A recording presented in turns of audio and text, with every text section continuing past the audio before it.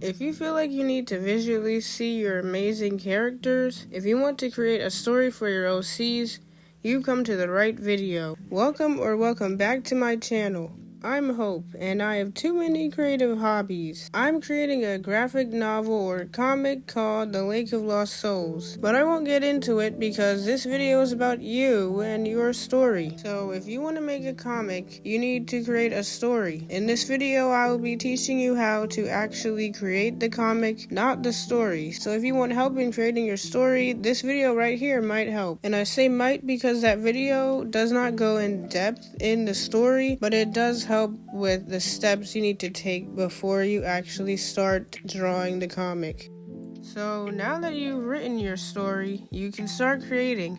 But before you start going crazy, you gotta figure out how you'll create your comic and backgrounds. I use Clip Studio Paint X. You can start a 3-month free trial on Clip Studio Paint, and trust me, those 3 months go by fast. You can also use Ibis Paint X, which is free. Creating the comic may be more time consuming and difficult on Ibis Paint X though. I have a video specifically for creating on that app, so if you're using that app, you should check that out. That video is old, and I have more knowledge about creating now, so you definitely should stay for this video too. In this video, I will be specifically using Clip Studio Paint, but the instructions can be crossed over onto other apps. Now, I know you want to get straight into creating your comic, but before we do, you have to figure out backgrounds. You can either use 3D backgrounds or draw your own backgrounds. If you're making a comic by yourself, rendering, shading, line art, sketch, and backgrounds, I suggest you make it easier for yourself by using 3D backgrounds, but it really depends on the style of your comic. You can use Roblox, you can use Blender, you can also use Icon3D or any other pre-built background sites. Make sure if you purchase a 3D background, the background is a supported file type on the software you're using to draw your comic.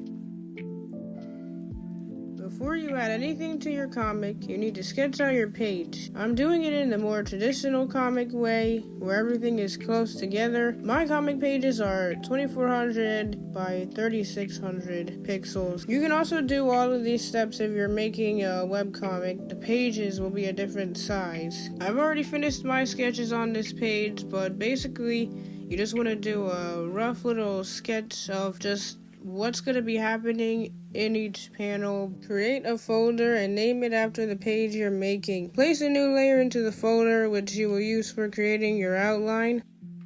After you've got the outline of your comic sketched out, you have to create the panels. Create a new layer on top of your outline layer. On Clip Studio Paint, I use the frame border tool. Click Create Frame, then press and drag so that it covers the entire page, while still leaving room for the gutter of the book if you're making a book. Then you click the Cut Frame Border option, then you cut the box into small boxes. The gap between the lines and the line thickness might need to be changed. You can change it to whatever you want, just make sure to write down the sizes so that you remember for the next panels that you make. Duplicate this layer above your folder and make it invisible so that you have it for the future. If you're seeing that your frames have a white background, make sure to go inside the folder and delete that white background. Go back to your page folder and rasterize the panel layer by right-clicking it. On a separate layer in your folder below the panel layer, use the bucket tool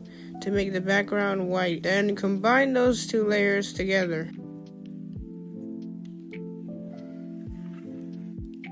To import backgrounds, just click File, then Import, then Image, and drag it into the panel that you want, and then erase the parts that you don't want.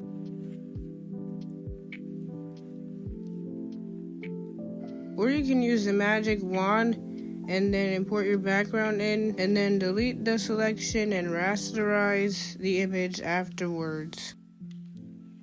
Now that you got all of your backgrounds done, try not to be too detailed, but I usually go too far with it. I do this on a separate layer below the frames layer. I also lower the opacity of the background layers.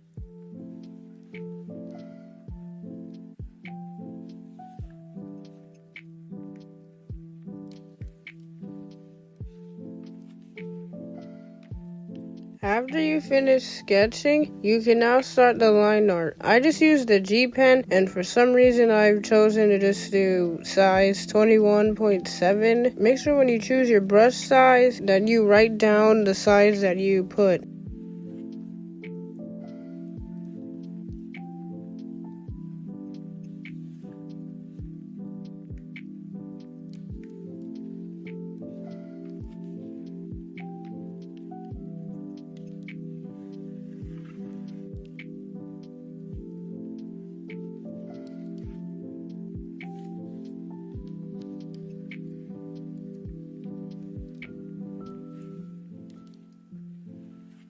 For some reason, I didn't keep my frame layer's opacity lower. Make sure that it is lowered right now. Make sure to close off the line art like what you see right here, and you'll understand why I'm doing that later.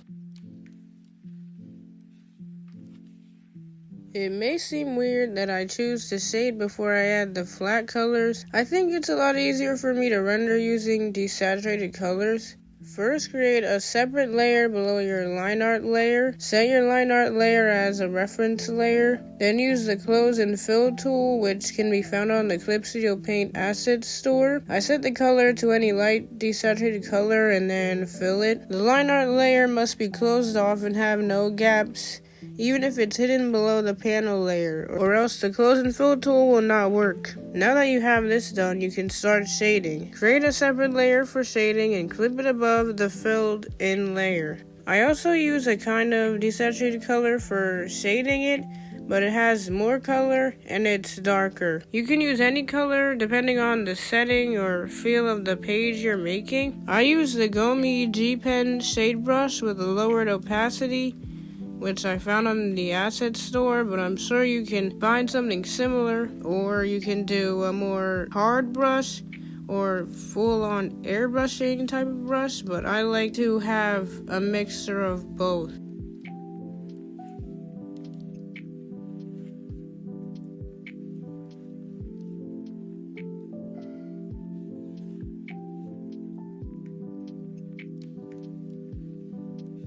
This step will almost get you to your final product. Make sure your shading layer is invisible now.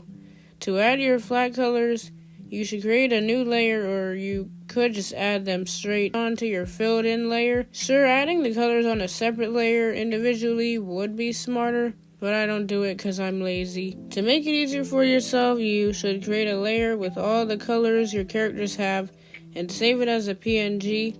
You should upload it into your subview tab so you always have it. You don't want to constantly find the exact color the hard way or potentially have inconsistent colors. You don't want your OC to suddenly be 5 shades lighter than they were in the last page. I just use the bucket tool to fill them in.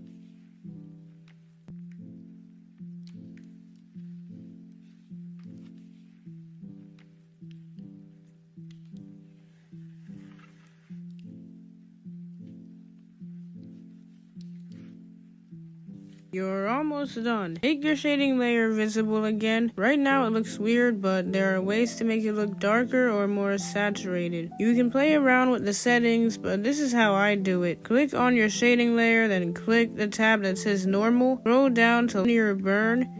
It may look too dark and boring, so I go over to the edit tab. I scroll down to tonal correction and click hue, saturation, luminosity. I bring the saturation up to whatever I feel looks best. Make sure to remember what number you set it to. Now you don't want your characters to look dead, so I don't forget to add light to their eyes on a separate layer.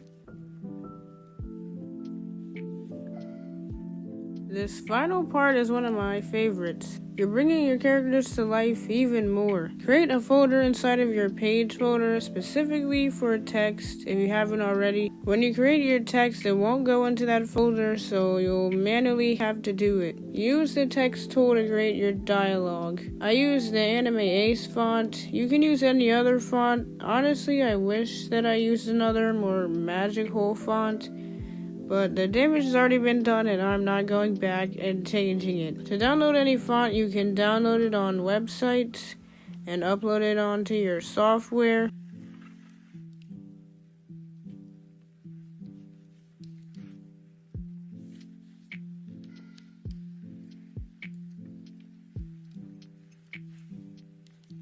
After your dialogue has been done, use the balloon tool to create your speech bubbles. I use the rounded balloon. I really just eyeball the sizes of the balloons. Once your balloons are done, use the balloon tail tool to point to who's talking. This saved me a lot of time. On Nimbus Paint X, I had to manually make the balloon tails. Maybe there was a more simple way to do it, but I didn't know of any other way at the time.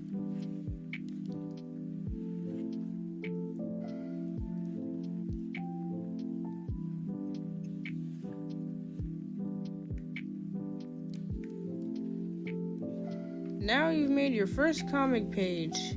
Congratulations! Unfortunately, I can't tell you how to actually make a physical comic because my comic is not finished yet. But if you want to get early access to my comic, it's up on my Patreon. My Patreon is not free, but subscribing is. Yay! Speaking of my Patreon, I'd like to thank my patron GamerVids, who is definitely not my sister. Thank you for watching.